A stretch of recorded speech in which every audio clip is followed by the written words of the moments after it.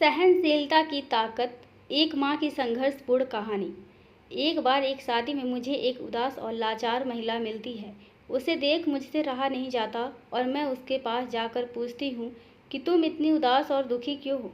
तब उसने जो कहा, मेरी तो आंखों में आंसू आ गए। उसने बताया कि जब मैं सिर्फ 17 साल की थी तभी मेरी शादी मेरे से 14 साल बड़े आदमी से करा दी गई।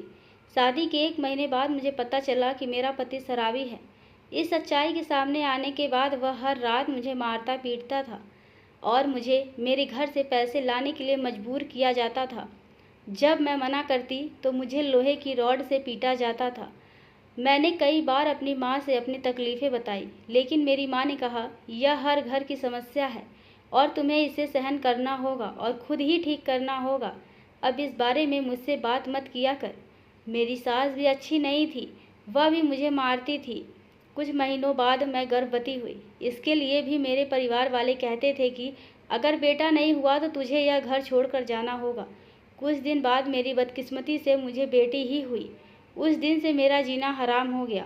वो लोग मुझे हर रोज़ ताने और मारने पीटने लगे।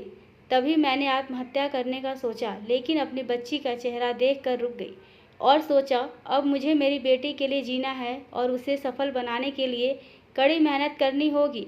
फिर मैं एक फैक्ट्री में नौकरी करने लगी, जहाँ मुझे केवल 500 रुपये मिलते थे। इसी से मैंने अपने बेटी को पढ़ाया लिखाया और उसका पालन पोषण किया।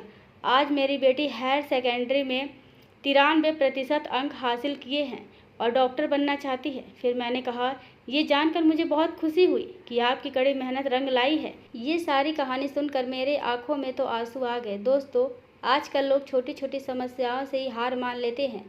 हमें इस मजबूत महिला के जीवन संघर्ष से प्रेरणा लेनी चाहिए और यह मानना चाहिए कि संघर्ष ही असली जीवन है। धन्यवाद।